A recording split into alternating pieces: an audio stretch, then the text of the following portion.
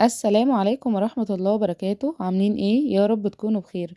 تعالوا نحضر مع بعض النهاردة الفراخ بتتبيلة مختلفة وبطريقة مختلفة، وان شاء الله هتعجبك. يلا بينا نشوف هنعملها ازاي وايه المكونات معانا النهاردة. ولو عجبك الفيديو ما تنسيش تشتركي في القناة وتفعلي زر الجرس عشان يوصلك كل جديد. الاول انا هعمل محلول للفراخ علشان انا عايزة الفراخ بتاعتي نظيفة وريحتها حلوة. معايا مية هنزل فيها بورق لوري وقرفة، عود قرفة، وفلفل اسود حصى، وقرنفل، كام واحدة قرنفل كده. هعصر عليهم كام واحدة ليمون، وبعد كده هنزل بنص كوباية سكر ونص كوباية ملح. هقلبهم بقى كده وانزل فيهم بالفراخ بتاعتي واسيبهم لمدة نص ساعة لحد ما ريحة الفراخ بتاعتي تبقى جميلة كده ومتغيرة. جربي المحلول ده للفراخ، والله ما هيخلي فيها اي ريحة زفارة وهيخلي ريحتها تحفة. يلا بقى عقبال ما الفراخ بتاعتنا تتنقع، هنقطع كده بطاطس شرايح،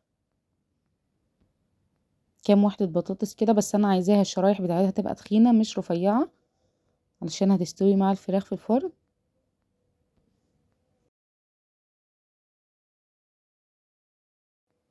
خلصت كل الكمية اللي معايا هحوشها كده.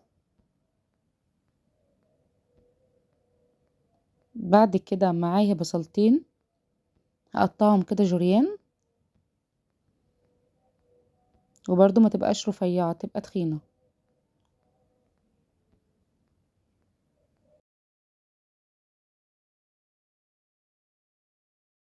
كده قطعت البصل والبطاطس، هركنهم بقى على جنب، وهجيب اي صينية فاضية هرص فيها بقى البطاطس بتاعتي.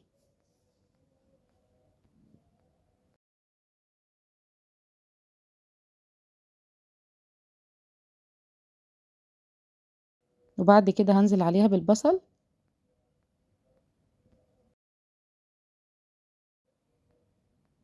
هظبط بقى البصل بتاعي كده احطه في كل مكان. تعالوا بقى نعمل تتبيلة الفراخ بتاعتنا. معايا معلقة صغيرة ملح، معايا معلقة صغيرة فلفل اسود، وهحط عليها معلقة بابريكا حارة او عادية براحتك، وهحط معلقة قرفة، وهحط معلقة صغيرة من بهارات الفراخ. هقلبهم كده بقى مع بعض. وبعد كده قبل ما احط الفراخ هرش رشة زيت كده على البصل والبطاطس. لو عايزة تحطي زيت زيتون ماشي، عايزة تحطي زيت عادي ماشي. هرص بقى الفراخ بتاعتي كده، هنزل عليها بنص التوابل بس اللي انا عملتها، نص التوابل من فوق ونص التوابل هحطها على الفراخ من الجنب التاني. وهدعك بقى الفراخ بتاعتي كده بالراحة، ادخل فيها التوابل وهقلبها الجنب التاني، هحط باقي التوابل برضو وادعكها فيها.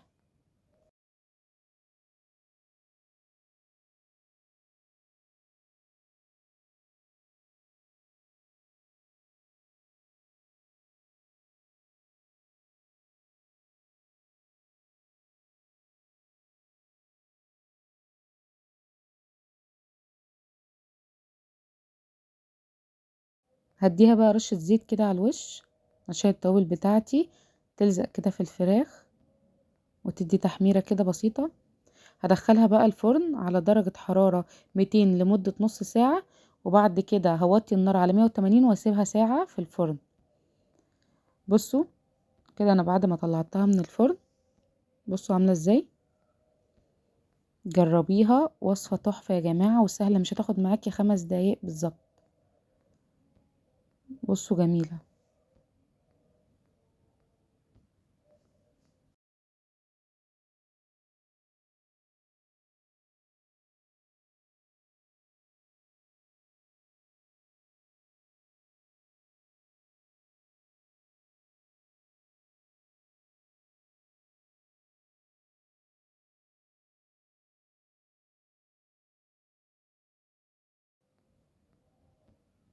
بصوا البطاطس بتاعتي مستوية ازاي،